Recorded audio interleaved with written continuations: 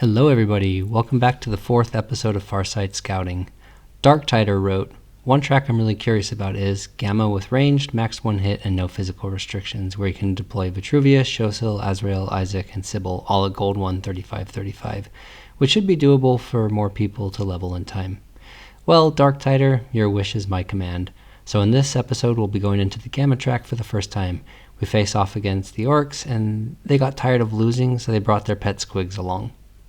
2 quick notes before we dive in. YouTube thinks that watching this video in its entirety is the only thing that matters, so if you find it interesting, please stick around to the end. Of course, if you'd like to see more videos like this, feel free to subscribe, and I wouldn't mind at all if you used my Refer a Friend code since it helps me out in-game considerably.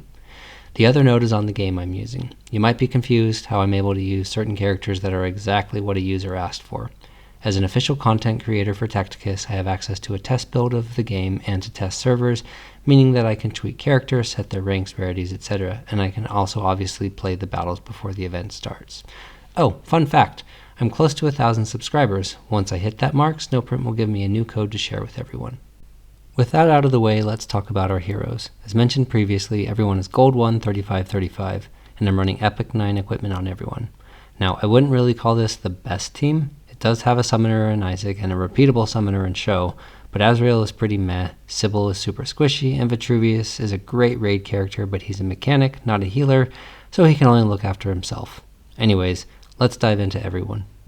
First up is Isaak. His active summons several neophytes and places decoys on the board. The neophytes are soft but hit pretty hard. His passive gives GSCs a damage boost when they step on a decoy and damages enemies when they do so. Azrael is much less squishy, and he can hit hard with 3 power hits and 1 plasma range shot.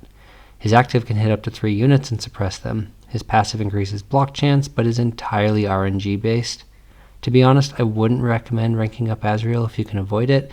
One of those characters that's amazing in lore and on tabletop, but pretty bad in game. Sho'syl is my hunch for team MVP. His active isn't really good for horde mode, just targets an enemy at distance. His passive is where the magic happens. Every time he gets off a ranged attack, he summons a sniper drone. They hit so hard, and if you can keep them alive, they'll absolutely pound the enemy. Of course, Sho himself is both slow and as resilient as a wet piece of paper, so you gotta keep him protected.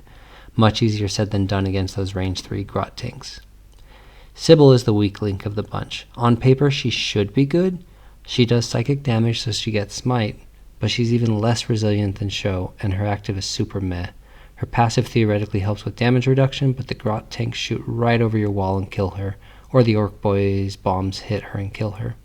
Vitruvius usually does pretty well, and he's a mechanic. The only problem is he's the only mechanical unit on the team. He can repair himself, but that's about it.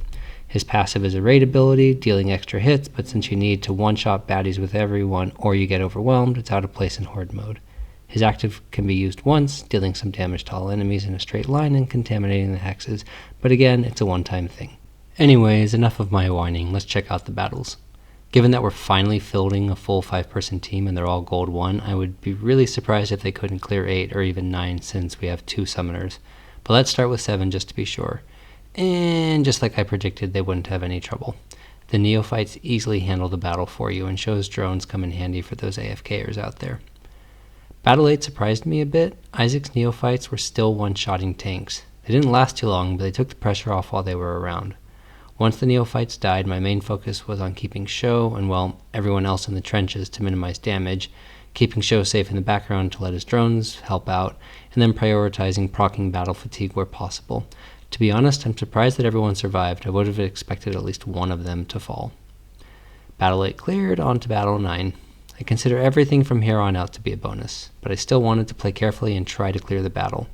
The map here is pretty bad for this crew, because they aren't really a rush the spawn point sort of team, and there's a lot of enemies. But still, the only good choice was to hold back.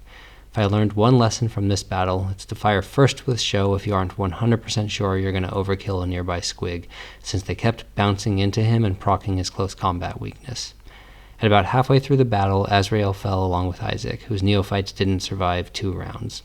Sibyll was next. I got to the point where it was just Sho and Vitruvius, so I tried to keep Vitruvius up front to take hits and do nothing but heal, while Sho would do what he does best.